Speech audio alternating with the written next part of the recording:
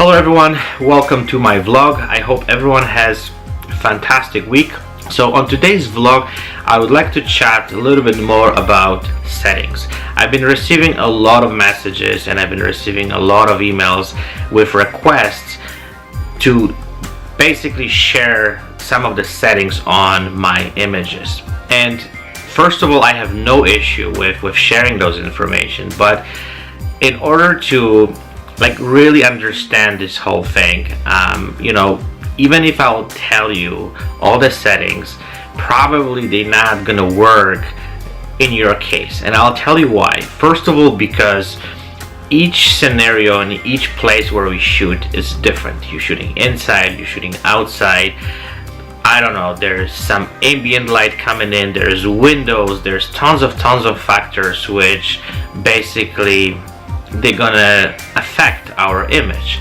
So you have to, I would say, approach individually to each shoot and kind of go through some kind of process to get those settings right. And I would like to dedicate this entire vlog to settings, and I'll explain in details how this whole thing works and how I approach to setting my camera, my lights, so you will know the entire process, what I do in order to get those shots done right. So first of all, what I would like to say is this vlog will be dedicated only for headshot photographers. So just make sure that whenever you will be watching this, those settings, what I'm actually doing is specifically done towards cinematic headshots, because sports photographers have completely different approach to settings. Some architecture photographers have different approach. They look at different things.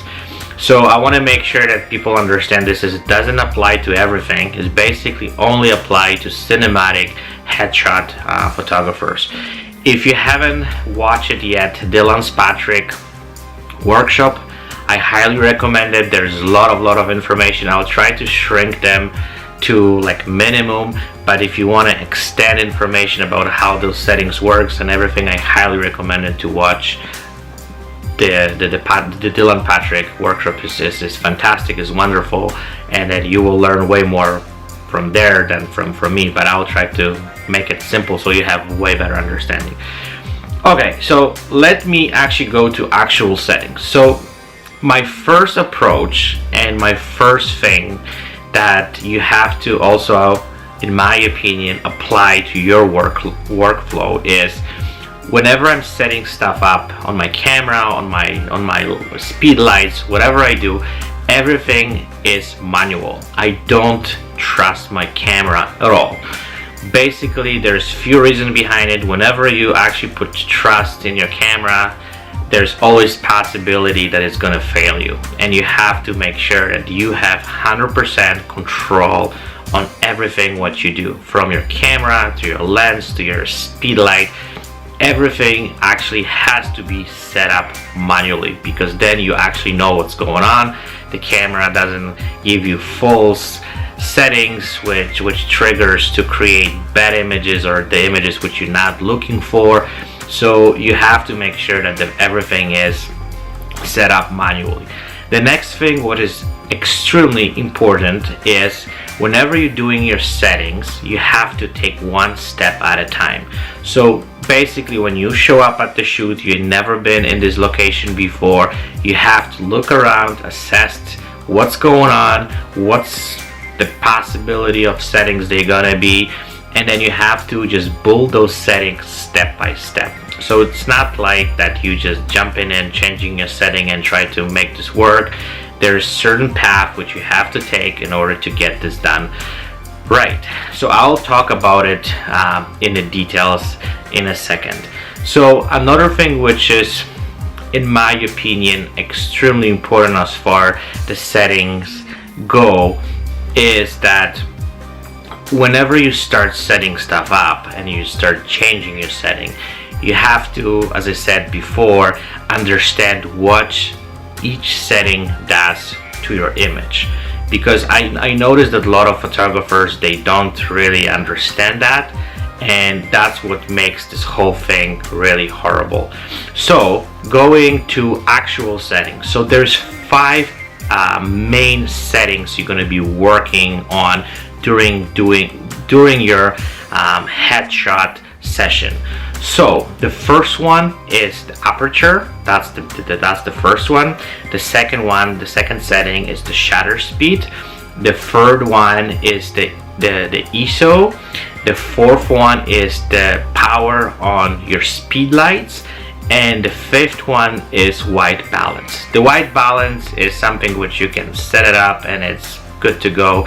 I also don't do any time on any of my shoot that my white balance is set automatically. It's only set manually, and usually my starting point is 5000 kelvins. That's my settings, and then depends on the image. I will look at it, and then if I have to add a little bit or just decrease it to, let's say, 4700 or 5200, then I actually adjust it.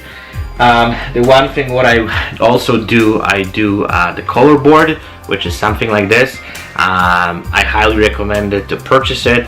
It's, sorry for my language, it's freaking expensive because it's around $120, but it's money well spent. I'm sure it's gonna help you in every shoot. So the main reason I want to talk a little bit about the white balance, because I'm not going to talk more in detail. This is something which you can set it up and you're good to go, and there's 2 ways. You can just set it up like manually, or like you can basically just shoot to the closest is good for you, and then you can, those things are easy to fix in Photoshop, so basically you don't have to really worry about it. So let's focus on those 4 other settings, which in my opinion are the crucial things to get your shot done right. So let's start with aperture. So probably, as you guys notice, all my images, they have a really blurry background, and most of cinematic portraits or cinematic headshots, they have that very blurred, out of focus background, which that's what makes those headshots looks the way they look. So it's extremely important to make sure that your settings are set up to the way that you're gonna achieve that look on the image. So in order to do that, you have to set up your aperture to the maximum opening, which is the very low number. So my settings on aperture usually are between 2.8 to 3.5. 95% of my shoots, whenever I'm shooting headshots, is basically 3.2.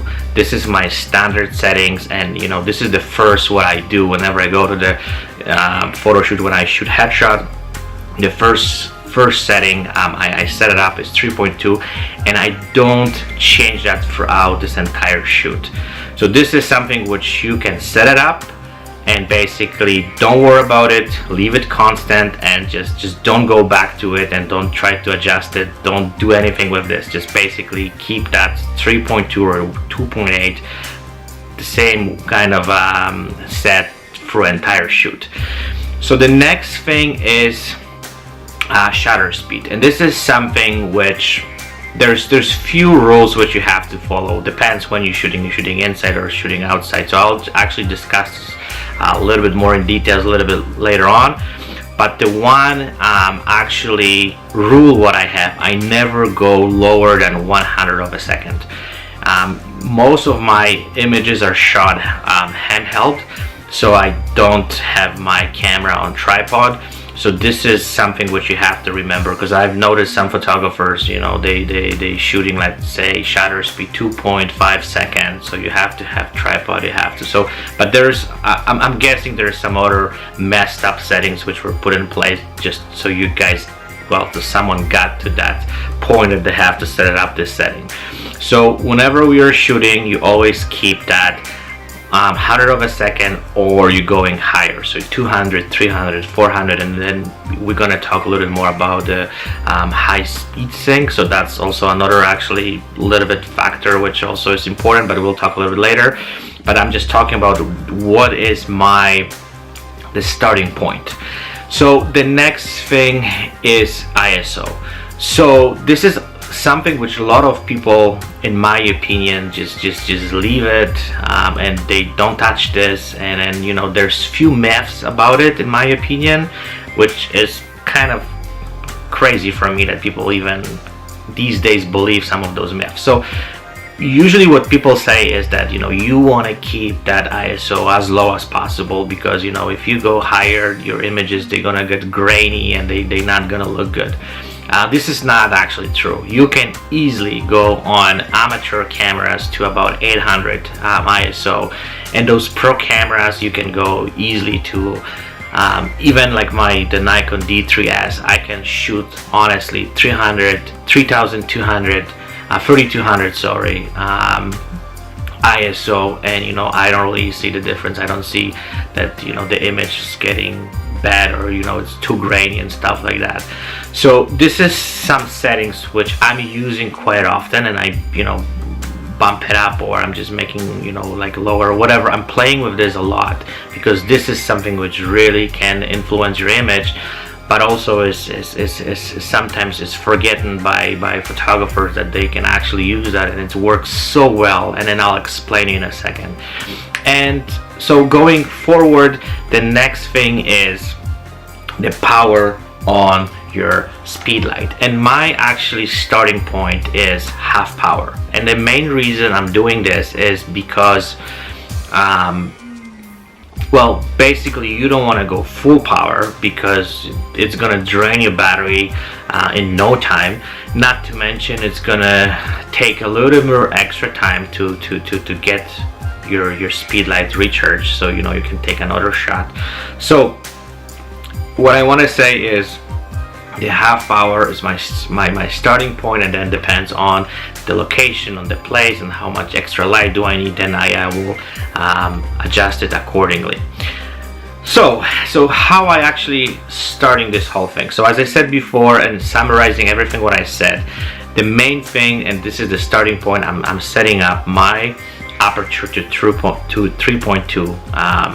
The next thing what I'm setting up is the aperture, the shutter speed. I'm sorry, the shutter speed to I'm going 100 of a second. Then actually I'm setting up my speed lights to half power, and then I'm setting up my ISO to 200. And this is whenever I'm shooting indoor, this is my starting point, and this is how actually I just take the first shot, and I'm going actually from there. So you put the place, and this is something what also I want to actually share with you, that you cannot get your perfect, I would say, settings, you know, in the first shot. There's always something you can adjust, there's something always you can change and stuff like that, but you have to have some kind of starting point where, you know, you actually starting working from there. So as I said before, you're starting with the aperture is 3.2, then you're setting up the shutter speed, then you're doing the ISO, and then you're doing the power on your lights. So you take first shot. So let's say your image is too dark. So the first thing what I'm doing is to bump up the ISO. I don't actually go, you know, I'm not giving more power to my lights. I'm not going lower with my shutter speed. I basically work with ISO. And this is the settings which actually I'm working a lot. So, you know, if this image is too bright, I'm going you know, lower with the ISO. If it's too dark, I'm going up. So that's the kind of the way I work. And then I'm doing, you know, slowly some, you know, additional adjustments. So, you know, like let's say I'm changing, let's say, the shutter speed to, let's say, 150 of a second or whatever. So I'm working, let's say the ISO is the first one, and the shutter speed is the second one, and then I'm playing with the speed lights. So also with the speed lights, which also a lot of people don't understand, and I think a lot of people don't do that. You know, what you can do, let's say where you have not enough power, you know, in your speed light, then you can, well, you see you need more light on the person, so you can actually take the softbox and get a little bit closer to the person, or you know, if it's too much, you're going, you know, a little bit back. It's going to affect your shadows a little bit, but this is another actually method. You know, you can actually make those tiny adjustments to get this right you know, exposure and the right settings, so your image looks great. And also another thing what I want to say, whenever you're setting, you know, you're working on your setting, you have to look at, like, say 3 different aspects. Is the background, is the person you're shooting, so you have the main light, so that's the first thing, the kicker light, and the background, right? So you have to work with those 3, you know, different things just to make this right. And by using your settings, you have to work the way, so you know, you have the balance between all of those, right? So you can't really you know, have person, you know, right exposed, and you know, the background is just a mess. You know, you have to kind of work accordingly. So let's say you have right perfect on the person, and then you know, your background is too dark, so you're using the third light when you're actually setting it up, and then you know, you also can adjust the power, or you can, you know, do additional stuff.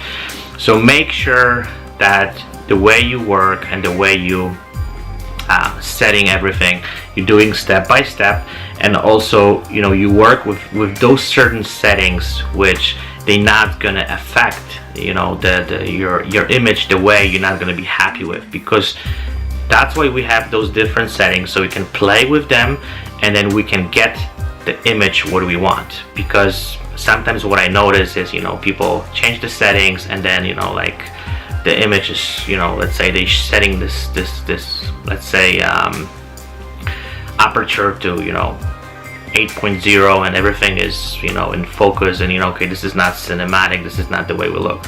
So we have to play with those settings, which allows us to create the image which we actually going after. And this is the image what we actually want to get, and this is the image with specific feel, and with specific depth of field, and all those stuff. Okay, so that was when I'm shooting inside. So what about if we go outside? So, you know, with shooting outside is a little bit of different story. First of all, you know, on the bright days, it's in my opinion, it's a little bit more challenging to get those shots done right. So let's kind of jump into it. So the first thing what I'm trying to do on those sessions is I'm trying to find a place where there is some shadow. So, you know, there's more dim light, there's light which we can really control, and then we can really adjust stuff to make sure that, you know, we don't have, like, we're not shooting in the, you know, bright light, you know, there's light all over, because that's gonna make this so challenging and so difficult that you're not gonna be even able to get this done right. So you're looking for the place which have mainly big piece or big shadow area where, you know, you can really control those whole things. So again, going back to aperture, I'm again setting this whole thing up to 3.2, and I don't change that at all. Then I'm actually, the next thing is I'm working with ISO, which I'm setting up to the lowest value as possible. So it's with my D800 is 100, and then I'm setting up my speed lights to half power, and then we are working with shutter speed, and this is the settings which we will be working a lot, and we will be changing and adjusting to get this light and that to get this exposure done right.